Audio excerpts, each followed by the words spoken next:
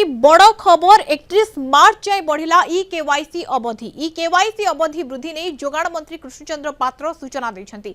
Network समस्या पाई किछि स्थान रे ई केवाईसी अपडेट हेउ नाही, एहाकू नजरे रखी ई केवाईसी अवधि बढ़ा जाइछि। आज राशन कार्ड ई केवाईसी पाई शेष तारीख रहितला। ए जाय 90% पंजीकरण सरिछि। 2,69,08,457 जन ई केवाईसी करि सारलेनी। आहुरी 33 लाख बाकी रहिछंती। राज्य रे समुदाय 11,840 टी पीडीएस केंद्र रे ई केवाईसी पंजीकरण करा जाउछि। पूर्वरु राशन कार्ड ई केवाईसी पई पंजीकरण अवधि बढ़ाइथिले सरकार। जो सरकारी अधिकारी राशन कार्ड फेराउ नहंती सेमानक उपरे कार्यानुष्ठान हेबो बोली मंत्री कहिसंती।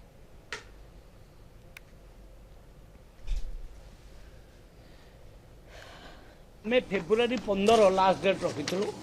आज से डेट सरी जाउची, किंतु मो पाखे रिपोर्ट आसी पहुँचला जे 341 आउ सेंटर बुझे माने पीडीएस पॉइंट 311 पीडीएस पॉइंट रे स्लो नेटवर्क अच्छी।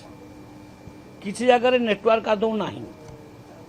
स्लो नेटवर्क हूँ 111 जगार एवं नो नेटवर्क 230 एमती करी टोटाल 341 सेंटर रे नेटवर्क प्रोब्लेम कारण आमे किछि लोक इक्यूआईसी कर वंचित अच्छा से तरफ जो रिक्वेस्ट आसला जे आगे आम स्लो नेटवर्क कारण नो नेटवर्क कारण आम करूना आमको समय दि जाऊ।